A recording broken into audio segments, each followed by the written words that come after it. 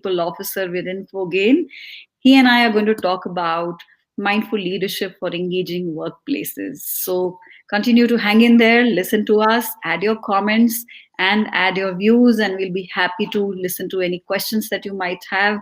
And it is going to be a very, very interesting conversation. So, in Conversations with Karuna, we bring in successful leaders who talk about their life journeys, their passions and wisdoms, and share with us some tips about how to live an abundant life. So, welcome, Rajiv, to a conversation on mindful leadership. Thank you, Karuna. Pleasure to be here participating with you in this conversation with Karuna. Thank you. Thank you so much for this. And of course, with the year ending, I am sure a lot of stuff going on for the new year for your organization too. Yeah, this is one of the years where people are they can't wait for this year to be over. But having said this, I think this year leaves behind a lot of reflective perspectives, both positives as well as not so positives. So Yeah. everybody has their own lens to look at it from. But good thing is that the business has recovered from the initial Mm, hiccups. So mm, we, I've been observing in the IT industry I come from has been actually racing towards growth journey already. So mm. New Year brings in a lot of possibilities for all of us in the industry, and I hope it is the case with across the industries as well. Indeed, indeed. I look forward, and I'm sure things are going to be better in the new year as well. So, Rajiv, we would love to hear about your career journey of how did you start with your career and how did you reach the space that you are in right now, working as a chief people officer with Infogain. Sure. I think my journey was very hands-on, self-made, ground-based. It's bottom-up kind of journey which I covered. Started my career with HCL, was managing the basic operational aspects of the role to begin with, and then it kept enhancing from a role perspective. But good thing which happened for me in HCL was it actually enabled me to lay down the foundations very strongly from a basic fundamental HR professionalism or fraternity perspective. And those were the days when HCL was growing very rapidly. So that gave us the opportunity to actually even learn more and maintain a pace which was quite accelerating and quite exciting at the same time. So that gave me a good boost. 3.5 years worked there, had a fast track journey, got a double promotion, joined them as an executive. In one cycle, uh, got to move to assistant manager level. So it was early wins in the career at that point in time, and then I moved on to join Interglobe Technologies. Interglobe Technologies, commonly known as IGT, was one of the vertical organizations of Interglobe Enterprises. So Indigo Airlines was the when we had launched Interglobe Enterprise, Indigo Airlines. That was the time when I was working with them, and this was the technology wing. Worked there for close to a year, and then I moved on to join Global Logic. So Global Logic was the amazing journey I had in my career because it was fast growing organization. I spent 8.5 years, had a fast track journey there. Almost every year I was progressing to new roles, both at title and role perspective. I got the credit of becoming the youngest director in my 20s itself and youngest AVP and HR head with the organization. I was playing, when I left, I was leading HR for India as well as playing global OD role. Then in 2015, I actually chose to move and explore something different. I thought, let me challenge myself and see if I could be successful outside. And that really resulted into uprooting myself from Delhi NCR along with my family and moving to Pune. And I happened to join the R&D center of Dassault Systems, which is a French company, and worked there for 2.5 years. Had a very learning and interesting journey. Got to learn the French way of operating, which is very different from the US and Indian way of functioning. So that was a great learning I had. Got to meet a lot of interesting and very exciting and inspiring people at the same time. And 2018, early 2018, I actually came back to Delhi again and started my journey with in Infogain. Infogain has been into a very it has been into a transformational journey because as a legacy organization, it was a founder-led company over 4 years or slightly more than 4 years back. It was acquired by private equity firm called Chris Capital. And since then, there has been a lot of transformation. The entire leadership has come from outside.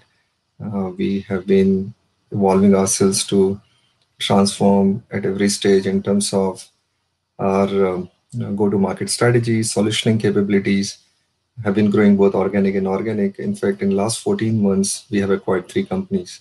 The most recent one happened last week.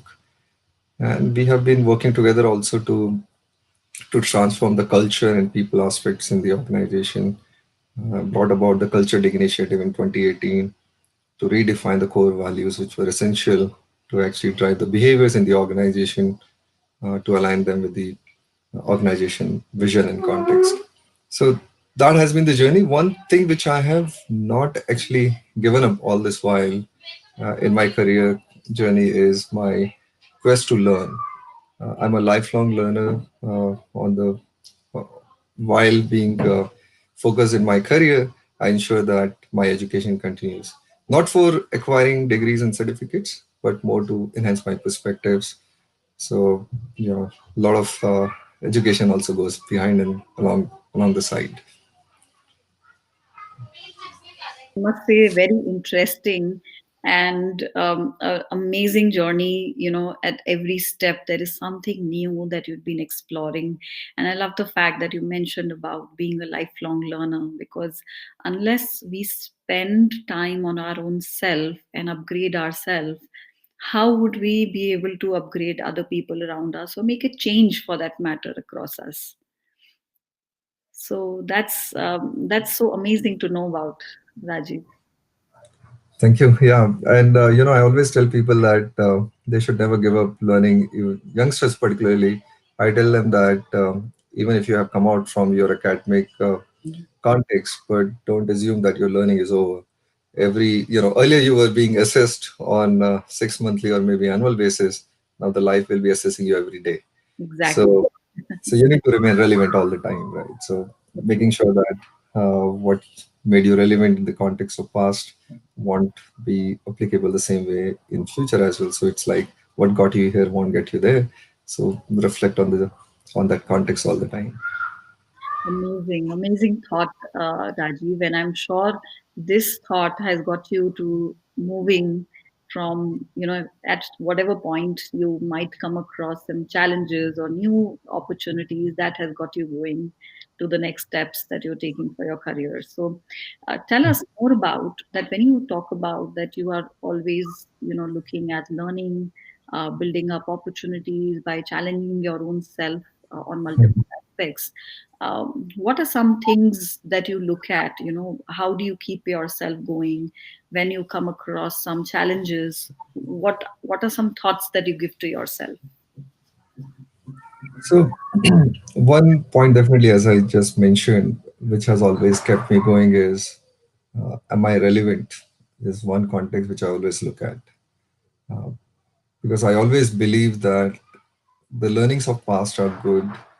Uh, to actions which I would have taken in the past were good enough for me to be successful or would have enabled me to reach where I would have reached. But if I want to continue to move forward, I'll have to keep reinventing or keep reassessing myself.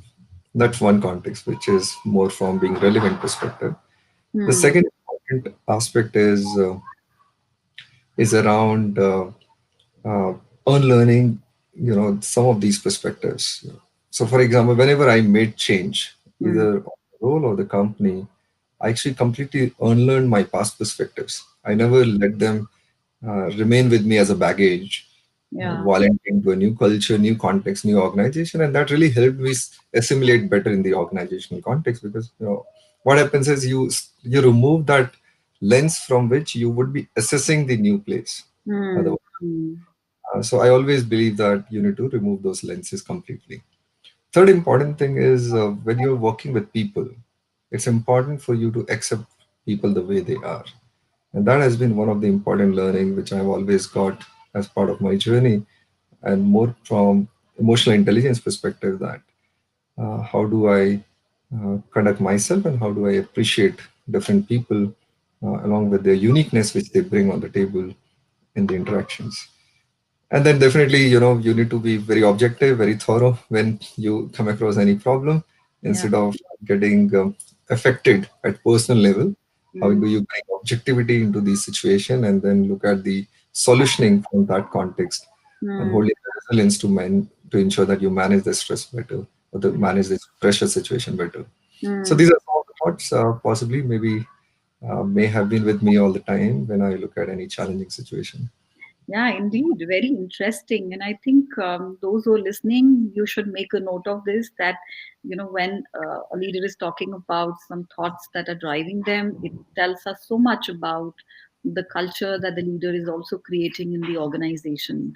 So, I remember, Rajiv, when we've met at times and also when we, have had conversations, there are many a times we talk about that, it's building the culture of the organization that helps us build more performances, better performances in the organization too. So tell us more about that, and considering that you hold a certain philosophy that you just shared with me, which is so inspiring. How do you build that up in building culture in the organizations that you work with, and specifically the current one that you're working for? Sure. So I'll actually take a step back in this and give you context so that we are able to knit it well when I give a response in this particular state question or statement. So basically, why do we really talk about culture, right? And I'll bring in the context of current organization as you asked me to do so. Uh, as I said in an earlier context of Infogain, it was a founder-led organization. So when you're a founder-led organization, you have your own culture, right?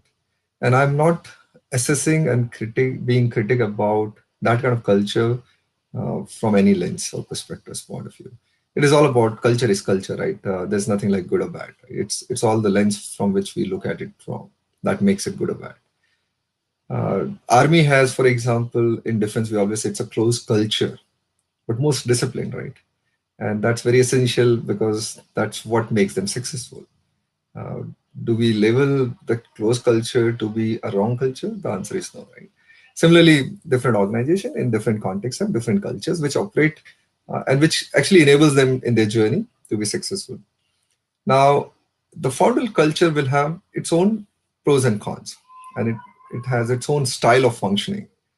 Now, when the company changes and gets into the ownership of private equity firm, where it is slightly more professional than possibly it may be in a founder-led environment, your culture will change eventually. Ultimately, when you're bringing in a lot of leaders, your culture is changing. It's a very simple example I can share as a story here that culture is always influenced and changed by the leaders uh, who are actually in the decision-making roles.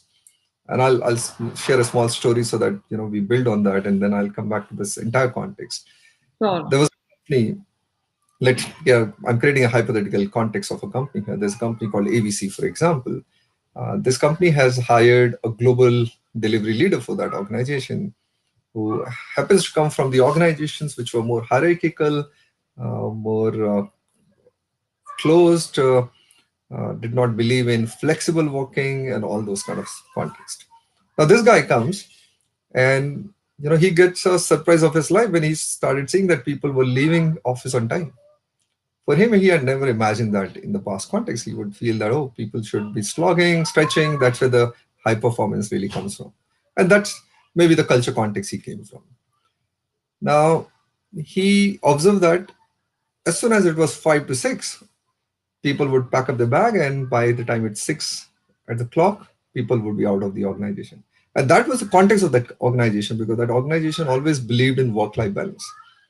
So he joined a company which believes in work-life balance, and that encourages people to start the day on time, and end the day on time as well. So these guys were leaving on time from that perspective. So what he did was, ne- after having observed it for a few days, he stepped out of his office at 5 to 6, uh, and then he started moving towards a bay. And he found that almost everybody had already had already left the office or the floor, there was one guy who was yet to pack his bag, and he was one of the junior guys. He goes to his Mm. workstation and starts conversation with him. And this guy was so excited to see the boss has come actually next to him at his workstation, right there talking to him, and that kind of excited him. And then this guy, who's the leader, he started enrolling him into the vision he was carrying. He told him the vision which he wants this organization to pursue, and how does he see that delivery organization become more effective and efficient at the same time. This junior guy was feeling so thrilled. Oh, so fun. Nobody at that level had ever spoken to him like this. And he kept listening to him. And then he said, there is one portion which I want to drive from here. But the challenge, and would you be excited to work in that?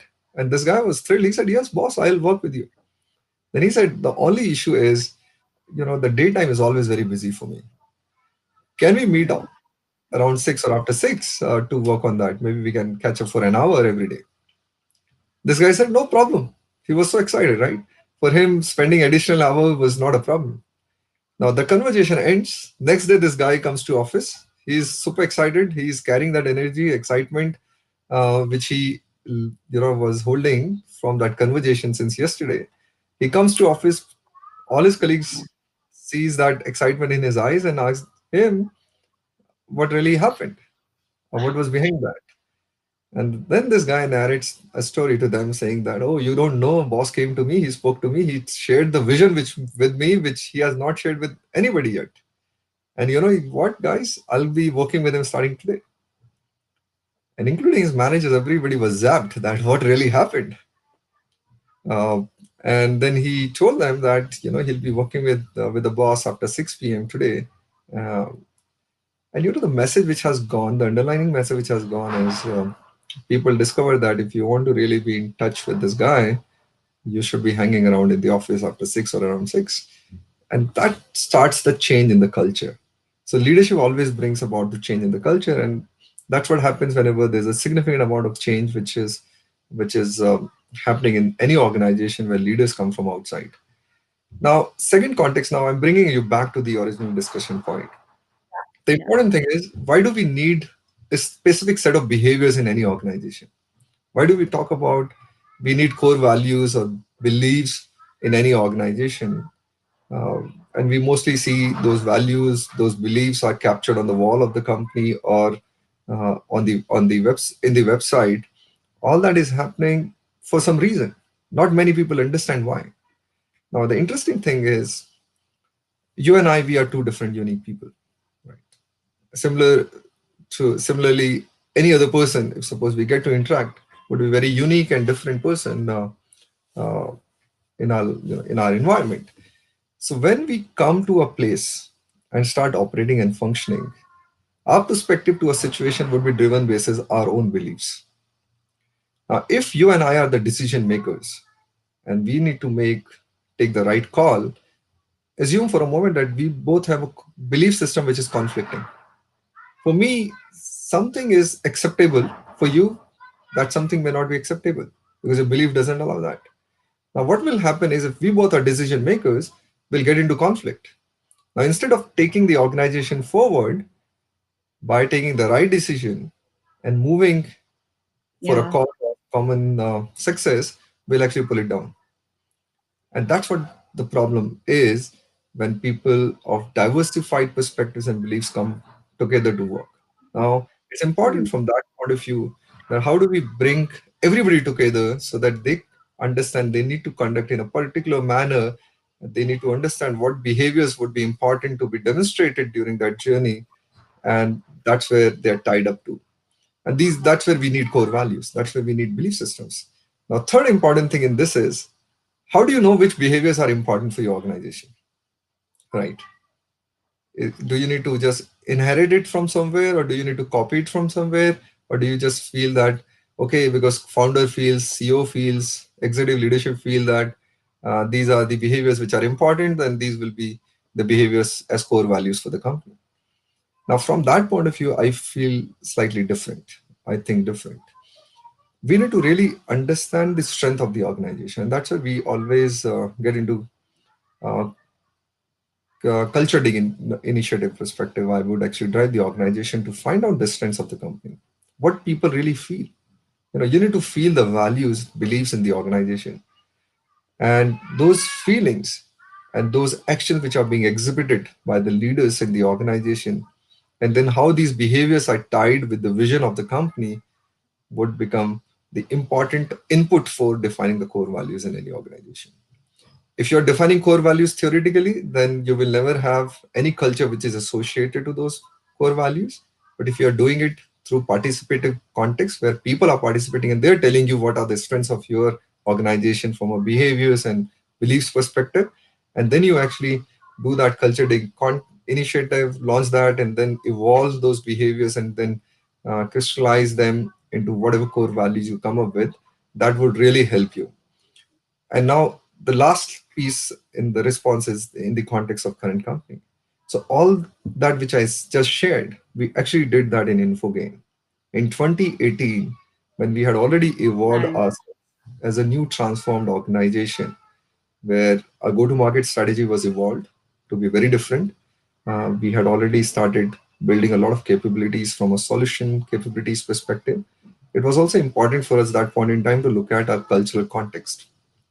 What kind of organization do you want to build from a people perspective? And that was a time when we reflected on this entire context, looked at what strengths do we hold and what behaviors would be required to be successful in this journey of the vision which we had defined for ourselves. And that's where we came up with the core values. We went to the employees, we evolved them, crystallized them, defined them from a behavior perspective, and launch these core values as a new core values, new belief systems for the organization. So that's the perspective about the current organization. Our culture context evolves around these values, these beliefs, which have evolved through the participative process, and we really believe in them. And these are not only meant to be put on the wall, but to be actually to be realized, to be felt, to be experienced, and to be demonstrated by every single person in the company. So long answer, but a lot of perspectives. So, no, but I think it gives a very good perspective to our listeners at the end of the day on how, as a leader, it is so important to consider multiple aspects. And while you're defining the vision, keep a lot of areas and aspects in mind. And I remember this that, when I was working for organizations like Bose and Eaton, um, the behaviors or the cultural values that we used to talk about of the organization, they were all actually living we were living that we were it was more like a behavior. We were not just expected to showcase, but also for us as personally, those were certain values that we resonated so well with, that we were able to showcase it to other set of team members who were new to the organization, Yeah, and talk about it with all the passion and create that energy in them also to live by those values. true. And that's how it should be. Completely agree with you. I completely resonate with what you're talking about on this, and I'm sure people listening to us are also able to resonate with the fact that so important it is to understand the strengths of the organization, build up values according to as per that, and the behaviors as per those values that we would like to showcase in the organization. So, having said that, leadership is an important aspect for the top management to showcase. And when we say leadership, typically, what was your take on somebody? If we talk about being a mindful leader, and Mhm. how is it relevant in today's times? Yeah. So again, I'll take a step back. Mindfulness is not something which you can switch on or switch off, right? It's not that you become a Yes, mindful human being or mindful true. leader just by switching on something. See, you'll have to understand our mind is meandering all the time, right? We are not at a state of being. Even sometimes, for example, we are part of some conference, we are part of some discussions, whether it's personal discussion or professional discussion. We are in a meeting room, whether it's a virtual or physical, but our mind may be meandering somewhere, right? So, It's not at the state of being. Uh, so how do we Completely. actually bring it to here and now, right? Mindfulness is all about that you're being here and now. And to me, it is like a food to body. Without food, our body cannot be active, energetic, or even alive, most importantly, right? Similarly, it's very important that we have a regular practice happening around being mindful, right? Our mind is tuned in a particular way, and it's wired in a particular way because since childhood we have been experiencing various things, and we have kind of framed our mind and wired our mind in a way that it behaves in a particular way, right? Now from that point of Yes. view, rewiring is very, very difficult, right? Rewiring is not easy. So to be able to become mindful, it's important that you actually do lot many things. And if I were to give you some examples of my journey of becoming of being somewhat or a little bit of mindful leader, I tell you the journey I've crossed, and I don't say that I'm still there because it's like, as I said, it's like food to body. You need it every day, right? That It's a practice way of of life. Yeah, it's way of life, as I put it. a way of life. And it's a way of life which, if you don't practice, you lose that. It's like that. Right? Yes. Mm. So you need food every day uh, to remain energetic and alive. So you need to continue to remind yourself at conscious and subconscious level that what is really mindfulness. My journey to mindfulness, actually, if I were to give credit to what really brought it into this context, it starts with multiple things. The first association which I had with landmark education, some people may resonate with landmark education. It actually, what landmark education did to me was it enabled me to appreciate the fact that it is me who is to be blamed or appreciated for whatever is happening in my life. That context gave me a lot of power. That context Basically, gave. taking responsibility. Sorry, I'm just interrupting. No, sure. Basically, taking responsibility of what you're creating. Yeah, so it is about taking responsibility of everything which is happening and not raising fingers on others to blame them. It is all about being empowered, being powerful, of taking charge of your life, and that gives you a lot of power to become more mindful about your own life. Whether it is about relations with people around you, whether it's a personal relations or professional relations, you become aware that it's you who's responsible for those relationships, whether those are working or not. That's one. Second journey which got enabled for me was from ISAPs. When I went through my ODCP and behavioral lab process from a T labs perspective, that actually enabled me to appreciate self as an instrument of change. It also enabled me to understand and appreciate the power of reflection. The reflection so far was not a deep understanding topic I had. So reflection enabled me to, through the ISAP process, enabled me to understand that how, as an individual, from a self behavior perspective, have been acting in a different context. Taking a pause, reflecting on my behaviors, and then understanding and appreciating what really did I do and how can I actually improve on some of the behaviors which could make me more mindful in my interactions with people and even the way I generate different thoughts. Similarly, reflection with respect to the group, when you're dealing with group dynamics, reflecting on and appreciating at the same time that every single individual is different and unique, right? So that kind of perspective I really got from my journey of ICEP's perspective. Now, third context was from emotional intelligence, right? This topic is always talked about. We talk about our awareness Yeah. about the emotions of self, emotions of others, and Yes. appreciating the emotions, right? And there's nothing right or wrong about different emotions. So it's all about the need which is driving it. It is the perspective and lens from which we are looking at it from. But important thing is the awareness which I got from emotional intelligence was that God has made us unique. Each one of us is very Mm. different from each other. Can Yes. I accept people the way they are? That gave me a lot of power of becoming a more mindful leader and a human being at the same time. The last step in my journey of becoming more mindful came from my spiritual journey.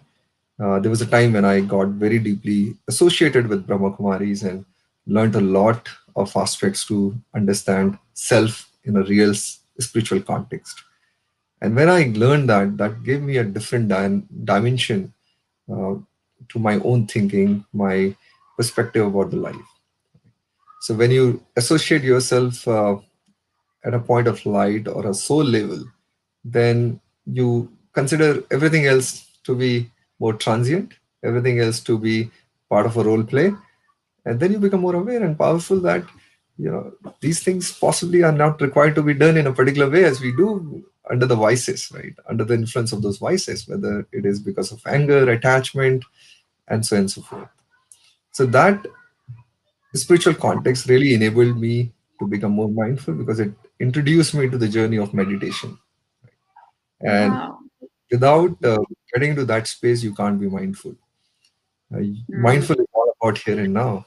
And initially, the first thing which I talked about while talking about this was how do you ensure that your mind, instead of meandering from one place to another, stays at the state of being.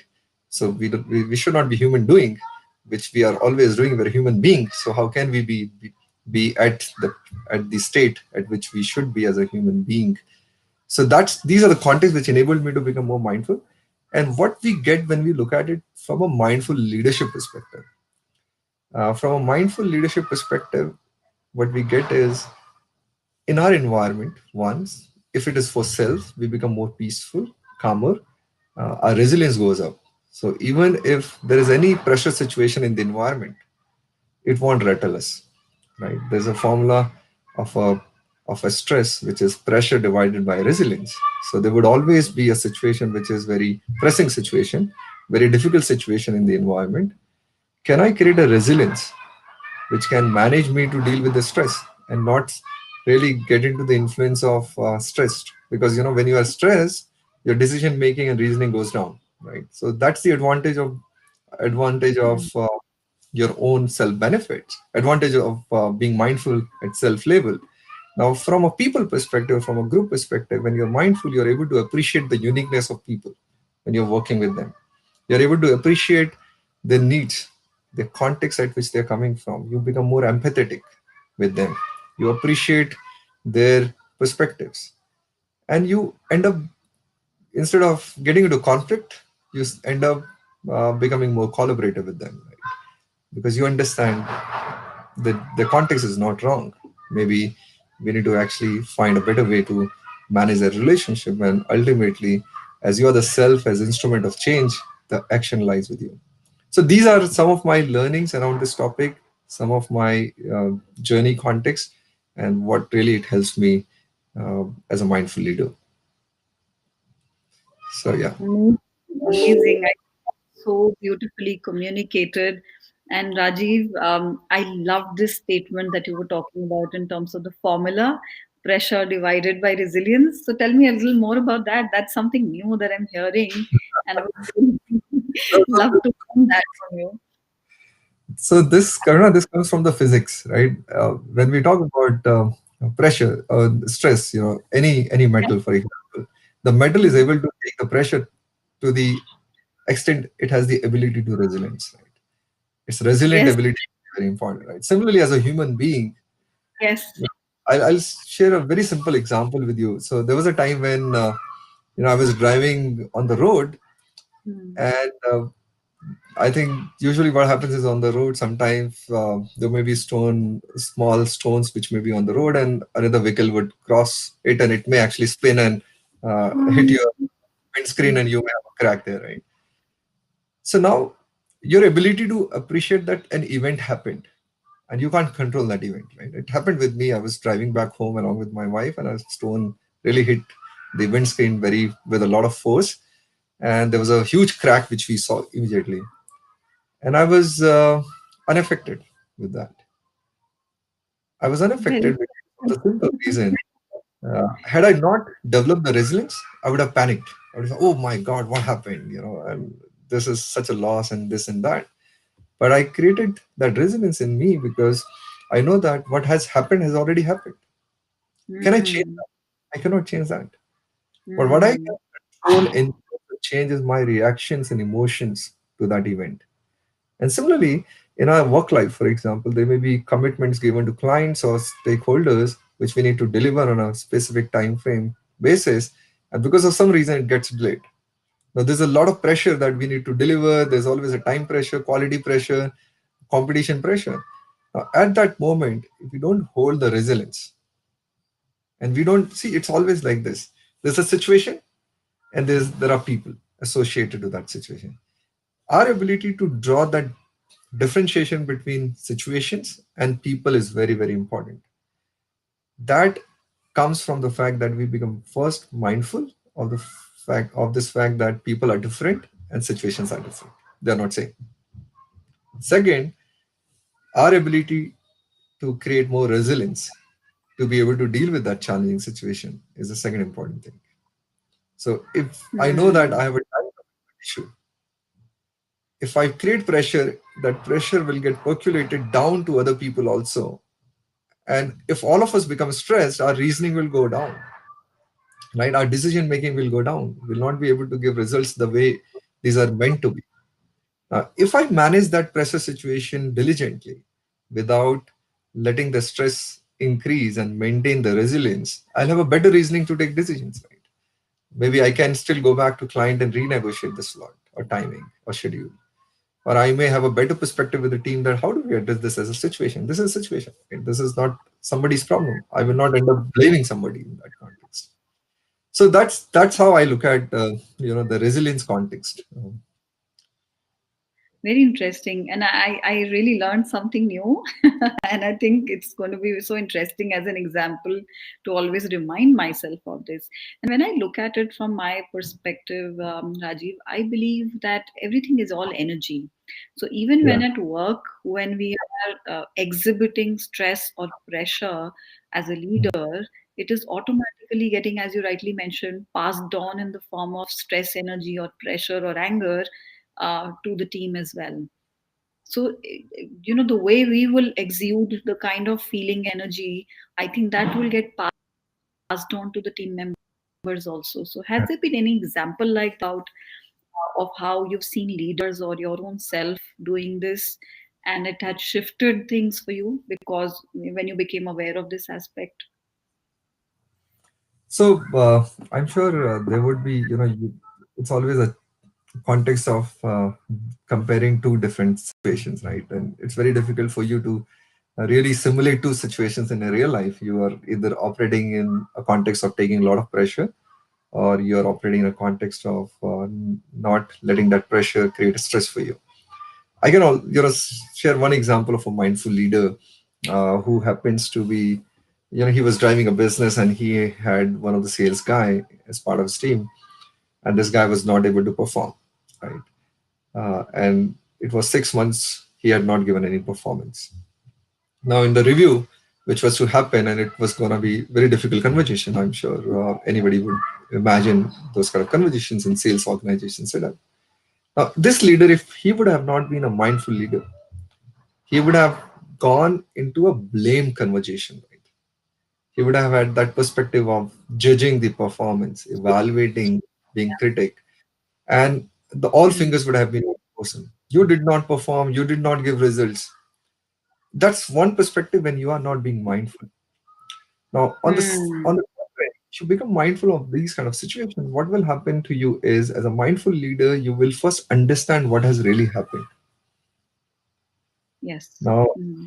when you have taken a stock of things in terms of, okay, 6 months, no results, the guy tried, but nothing moved. That's first piece. You have taken stock of things. You have understood what the real situation is. Second, you become empathetic. You know that this guy is already shattered. Hmm. Guy is already in a difficult situation because he knows he has not given results, and at the same time, this is gonna be a review discussion. So he would be, instead of having a right reasoning, he'll get into more defensive or justification context, right? So how can you be empathetic to him so that you don't lose his reasoning, you don't lose his focus, right?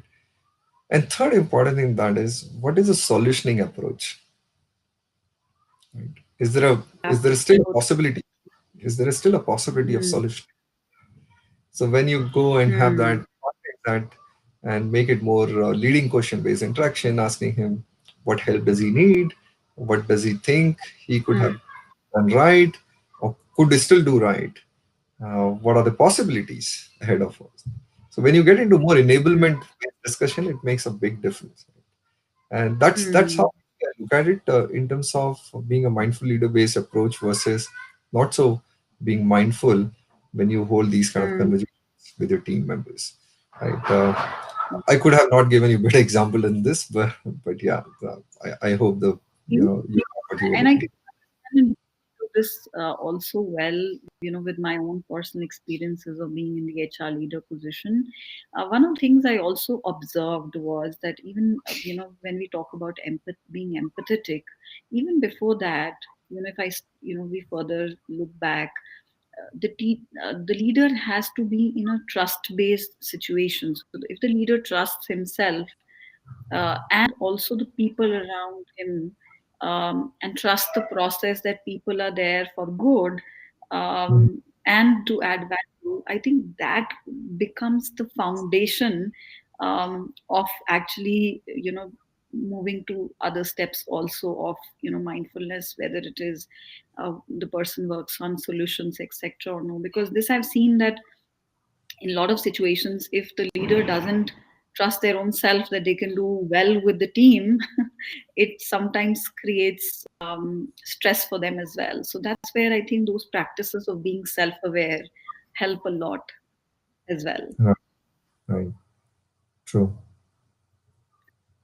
Yeah, interesting. So I think this is going in a very interesting conversation, Rajiv. And I would also like to know more about you from, what could be some tips and ideas you would like to share with people who are listening to us or later watching it, on what could be some traits or tips that they can carry back for themselves to become better at, you know leading a role, leading a team, or becoming a better mindful leader. So any Sure. tips that you would like to Sure. share with I think, yeah, sure, Karuna. I think I'll summarize some of the things which I said. Those possibly be they could leading suggestive inputs for the listeners. Other than the context of reinventing yourself all the time, ask yourself every morning, looking at the mirror, that are you relevant in the context of today and tomorrow, right? Because that's where your learning journey will continue. Be a lifelong learner. That's something to do with your professional development. But if I were to tell you about being more mindful leader, then it starts with the fact that you need to start accepting people the way they are. You know, you should appreciate them for their uniqueness. Don't get into evaluative perspective around them. Number one. Number two is become more aware about your own self. We don't do enough reflection of our own behavior. Generally, we may have gone through some of these personality psychometric assessments to understand who we are, but really the best learning comes from the reflection, and that is self-reflection. Take a pause from an event which you have participated in, or any conversation you may have got involved into, any heated argument, discussion, etc., which could have happened. Just look back. Just take a pause, reflect on yourself as a character in that, and see that how are you conducting yourself. You'll find a lot of learning out of it. You'll see that where you did go wrong and where you could have gone right. So you'll pick a lot of learning for yourself. Reflection is a great formula, great approach rather, a great framework to learn. Even if suppose you have gone through a learning intervention or learning journey, usually what happens is we pick some of the things, we take notes of some of the learnings, and guess what happens? After a week, we have forgotten 80% of that because we don't pay any attention. But if after having picked the learning, if you get into a reflection, that what did that learning do to you when you were going through that, when you were experiencing that? How did you feel about it? What really meant? What does it really mean for you? Then you actually start creating possibilities for yourself, and that's where this reflection really helps you in terms of learning and action oriented based approach for you for future. The third important thing beyond this is empathy. That is the key. We are human beings. We are run by our emotions. While we have our cognitive elements, but really, our emotions drive the cognitive actions or cognitive thinking. So empathy is very, very important. Every human being is coming from some need. Their actions are driven by some context. So be empathetic with them. Possibly they need some help. You know, you may find them being unreasonable in your context, but possibly that context is being driven by some force which is non-manageable, which is very difficult to relate with. So they may need your help. So be empathetic to them. And fourth thing is, as I talked about, don't get into a stressed situation. Try to create more resilience, and you can enhance your resilience by way of being more mindful. Uh, Try to be living in the context of here and now. Try to enhance your resilience. Do some meditation. When you're doing something, make sure that you experience that process. Even if you're brushing, for example, when you're brushing, your mind should not go anywhere else. Should understand the process of brushing. Should be with you how the brush is moving inside your mouth, crossing different teeth. What is really happening there? Just focus there. It will bring more focused context for you from a here and now perspective, and you'll have a better control from a mindfulness point of view. And as I was talking about earlier, as a fifth point is, um, look, always differentiate people from the situations. Right? Don't mix the two together. These are two different things. And the last but not the least is, you can control your emotions, you can control your actions, but not the situations. So be mindful of that as well. So these are some of the points, Karuna, I would actually recommend as a takeaway to the audience or participants. Amazing, guys who are listening to it. I would say these are some golden nuggets that you should get hold of. By such an inspirational leader, Rajiv, you've created some amazing work cultures in organizations, and there are some practices that you've done. Built up cultures and also supported people in various ways. And I'm sure this has helped you in many, many places to create engaging workplace, engaging teams, and also high performing groups and high performing organization as well.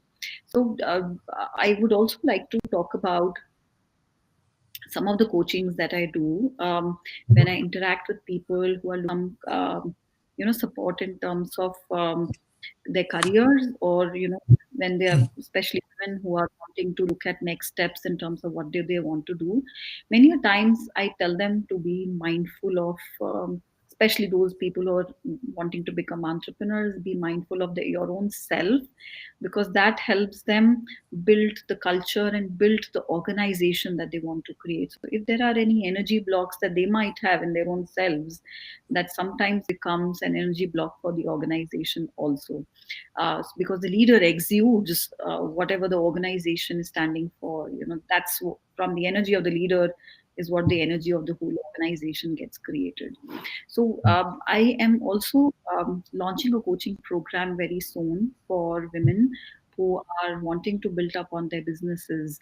So, what could be some mindful thoughts that you might have for specifically entrepreneurs, especially women who are wanting to build up on their businesses? Yeah.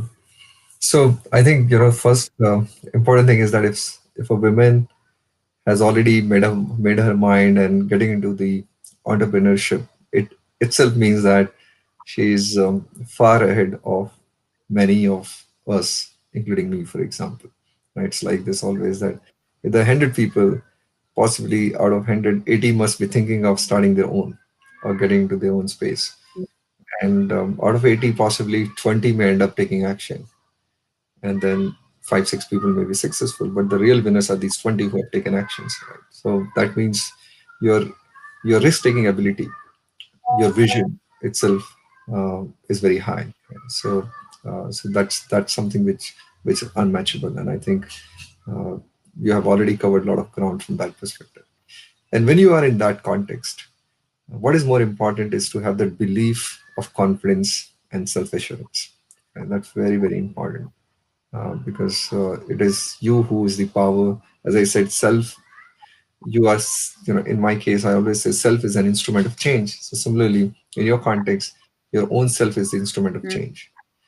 Be very focused from your mm, vision perspective, and drive yourself as an instrument to achieve that. I know many women leaders who actually took turns from their career journey. Some of them were in some on sabbatical, and then they got into their entrepreneurship journey and really made it big. The big is always Mm. relative. For me, even if you're able to actually employ 4 5 people, it is still a big thing because you are actually employing people. Yes. You're not being employed. I this always reminds me of one of my professors. His name is Professor Ranjan Das, who taught us corporate strategy in IIM Calcutta as part of my senior management program training. He told us that you should always look at how many people are you employing, then getting employed, right? Mm. Um, that itself is a success from my point of view. And I think leverage more network. Mm. When you are in this kind of context, your network really helps. So don't shy away in terms of building network, reaching Mm. out to people, connecting with them. Sometimes you get great ideas. Sometimes you get enablers in your journey of being successful. And as I said, never lose your confidence. That is very important. You have taken already a big step, and I'm sure you'll be successful in that context. So these are Love my that. limited I love perspectives. I love that. Thank you so much. And I think the program is called as Eva Club, and what we are Mhm. doing is actually bringing mindset, skill set, and networking opportunities. So one can learn, one can build tools to help them build their business, and also have networking and business opportunities in the same platform. So we look for all your support on this, Rajiv, to be able to make it So, as successful as possible. sure. And good luck to you for this initiative. Thank you. Thank you so much. And it was a lovely conversation, Rajiv. I had such an amazing conversation with you. And I love the concept of mindful leadership and how you use it for creating engaging workplaces in your previous organizations and now currently in the current company as well. And congratulations to your organization and to you for building such an amazing business in these times as well. And it's doing so well. I'm sure it's going to do great in the coming times also. Thank you. Thanks for your wishes, and thank you for me having part of this conversation. Loved it. And I'm sure guys loved it too. To add in your comments and questions, and I will be more insights from our end too. And for now, thank you so much. Thank you, Rajiv, and thank you everyone for Thank you. watching it. We look forward to Thank you. new sessions soon. Bye, and happy New Year to all of you. Yeah, happy New Year. Thank you. Happy New Year to everybody. Bye bye.